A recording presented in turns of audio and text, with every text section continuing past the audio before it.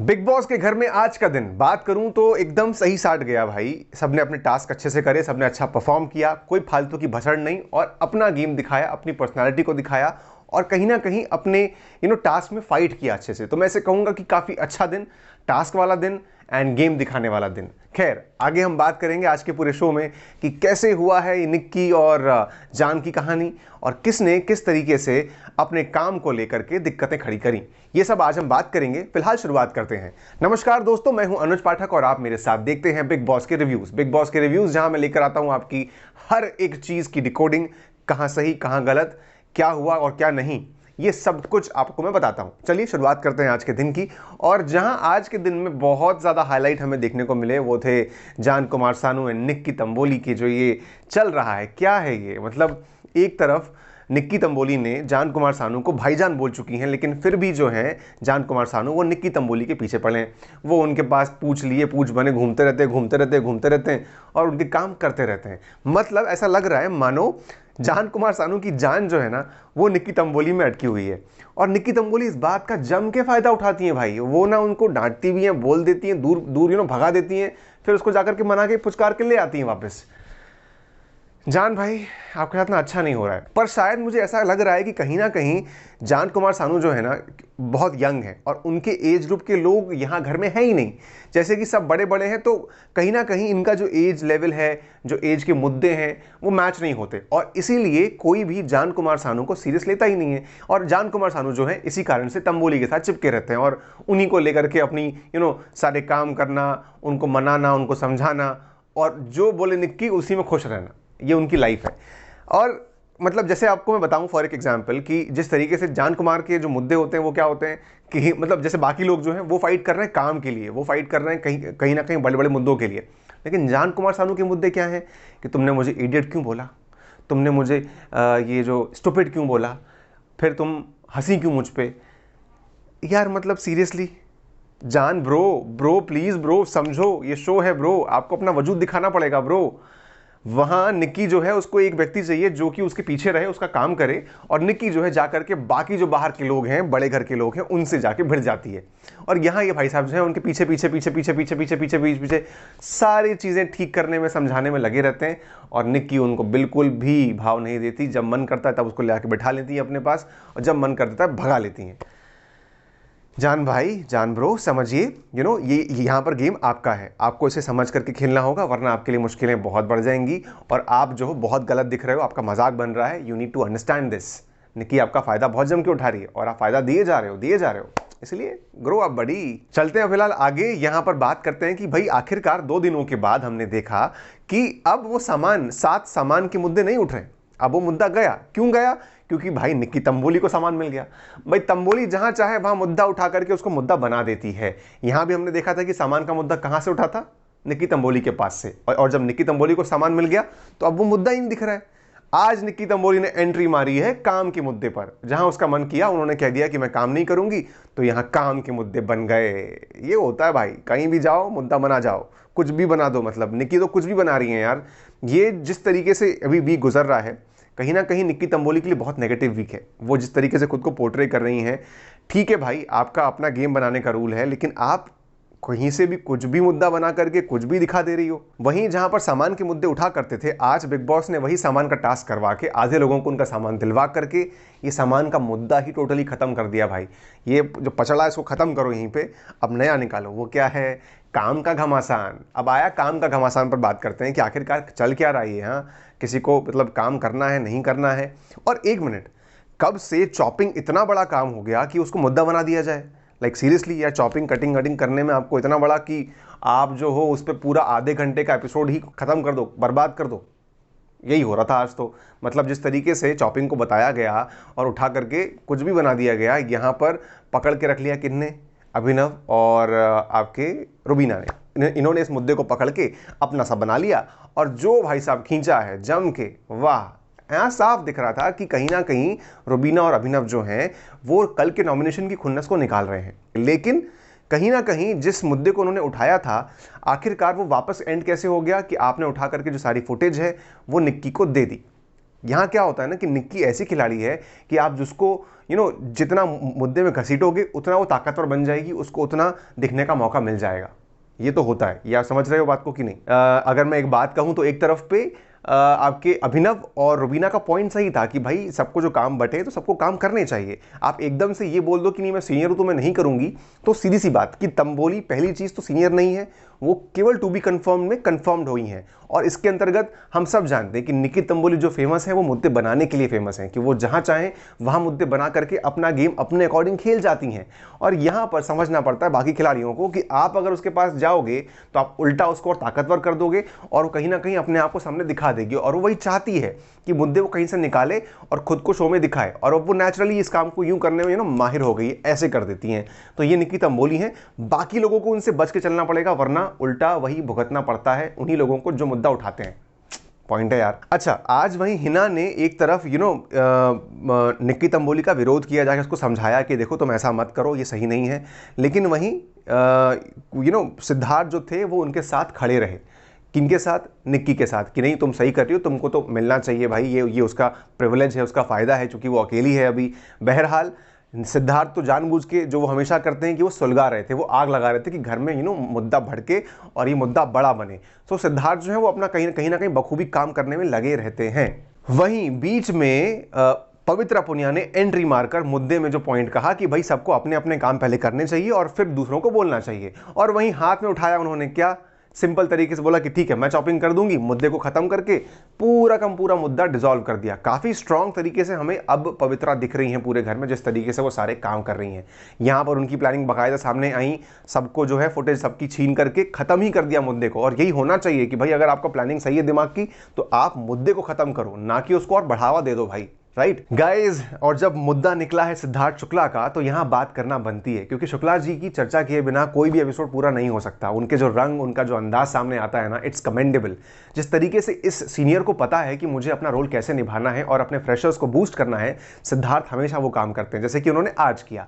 यहां पर पवित्रा पुनिया को बाकायदा बूस्ट किया उसके 2010 और 20 को कंपेयर करके, और कहा कि तुम बैंड बजाओ, अपनी जो पर्सनालिटी है उसको सामने लाओ, दबा के मत रखो। और वहीं जैस्मिन को मोटिवेट किया जब जैस्मिन रो रही थी। अब वो मुद्दा क्या है जैस्मिन का वो हम आपको आगे बताएंगे।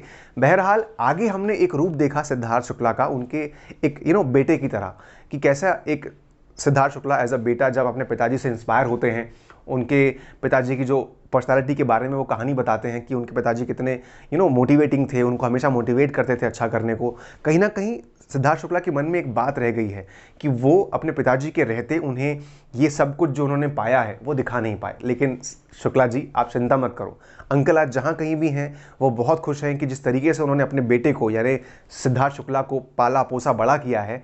He is now a fighter, a warrior and a true player. जिस तरीके से आप बिग बॉस के सीजन को इतना हिट बना चुके हो और वापस आकर के अपना रंग जमा रहे हो, hats off to you Siddharth Shukla ji. And Shukla uncle को भी थैंक यू कि आपने जिस तरीके से अपने इस बेटे को बड़ा किया है, एक फाइटर बनाया है, वो ट्रूली डिजर्व करता है जहां पर आज है। एंड एक्चुअली ना आज हमें इस स्टोरी से बहुत सारा मोटिवेशन मिला है और it really touched my heart. So Shukla ji, all my love to you, support to you, respect to you. आप ऐसे ही आगे अच्छा करते रहो और आगे बढ़ते रहो, सीरियसली यार। अच्छा, हमारे एजाज भाई की बात करते हैं जो कि पुरानी बातों को बहा ही नहीं पाते। जैसे कि सुबह उठते ही हमने देखा कि वो उनका जो तेल है अभी तक छूटा ही नहीं है, वो तेल लगा हुआ है उन पर अभी भी। वो बातें कर रहे हैं आपस में कि यार मैं अगर तेल लगाता तो मैं ऐसे करता, मैं वैसे करता, और फिर वो तेल खेल के वो तेल ही नहीं भूल पाए। भाई गेम बहुत फटाफट आगे बढ़ता है, आप पुराना भूलो, आगे बढ़ो। आप बहुत अच्छे से प्लानिंग करते हो लेकिन प्लानिंग को वहीं छोड़ो, आगे की प्लानिंग करो और नया गेम शुरू करो, है कि नहीं? यही इंपॉर्टेंट है भाई, very true, I am telling you. हाँ तो भाई अब यहाँ बात करते हैं आज के टास्क की, यानी कि वो टास्क जिसने सब में अपने अपने रंग दिखाए। लेकिन एक प्लेयर थी भाई, क्या बोलूं इसको मैं, हमारी जैस्मिन, जो टास्क शुरू होने से पहले ही रो दी। मतलब कि टास्क होगा तो कैसे होगा, मैं क्या करूंगी, मैं हार जाऊंगी तो क्या होगा। मतलब एक्चुअली अभी घर में उनको रहे हुए 12 दिन हुए हैं और उसमें से मैंने आपको आज सुबह 7 बार तो गिना दिया था कि भाई ये बंदी क्यों रोई है। आज तो हद ही मचा दी, आप टास्क होने से पहले ही रो दी। ऐसे नहीं चल पाएगा। आठवीं बार आपका हो गया है और मैं काउंटिंग करता रहूंगा पूरे सीजन में। अब यहाँ क्या है ना कि आप जितना रोगी उतना आप अपने आप को कमजोर दिखाओगी और लोग आपका फायदा उठाएंगे। एक तरफ आप बोलती हो कि नहीं अब मैं नहीं रोऊंगी, आपको होता है रियलाइज कि भाई मेरे को नहीं करना है ये सब, क्योंकि आपका फ़ायदा उठाया है तंबोली ने, अब आप क्या कर रही हो। तो ये समझो और गेम में स्ट्रांगली आगे बढ़ो, खतरों के खिलाड़ी बनो एक्चुअली में।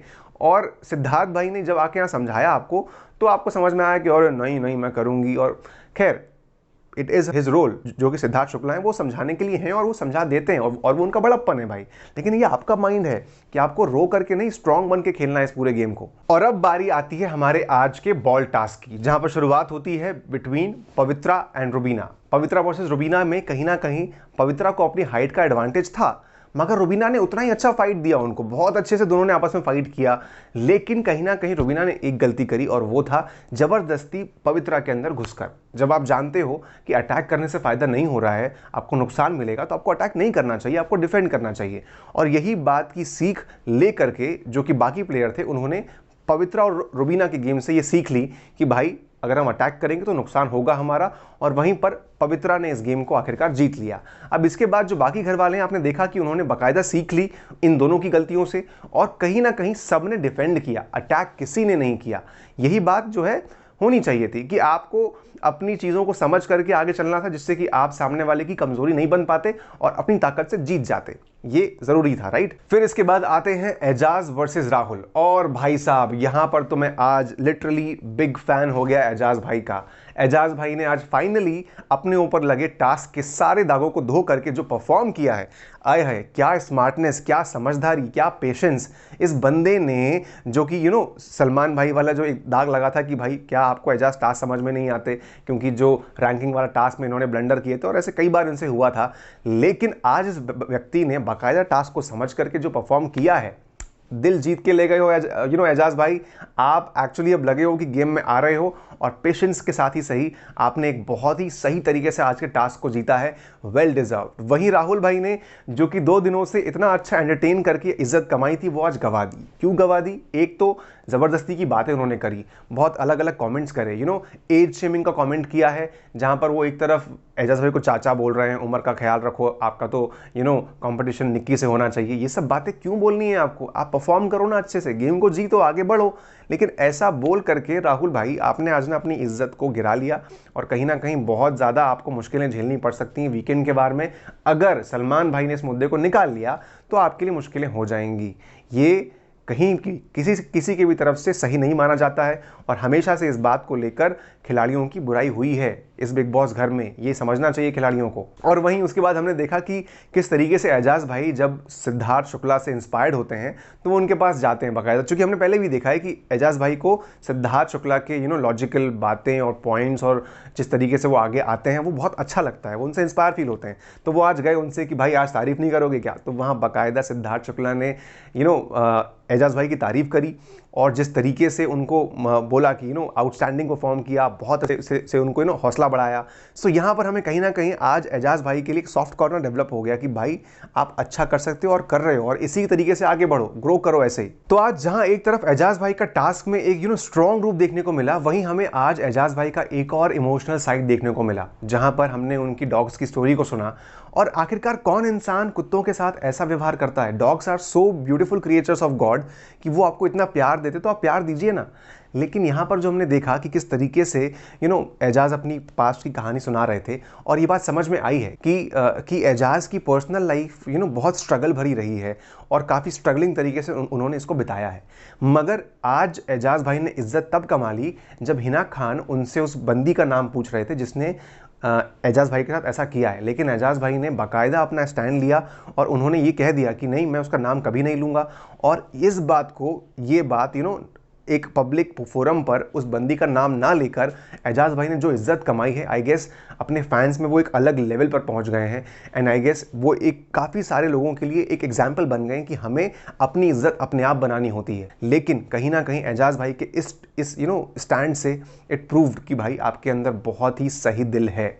वी रियली ओ यू, आपके लिए एक अच्छा खासा standing ovation, thank you so much for this. और वहीं लास्ट में आते हैं हमारे निशांत एंड शहजाद, जहां दोनों ने अपना अपना अच्छा परफॉर्म किया। ऑल्दो निशांत ने थोड़ा सा अजीब सा ही बनाया अपना स्ट्रैटेजी, और वो जा करके पेड़ पर चढ़ गए, जहां बिग बॉस ने उनको टोक करके नीचे बुला दिया, क्योंकि वो कई बार फिसल भी रहे थे।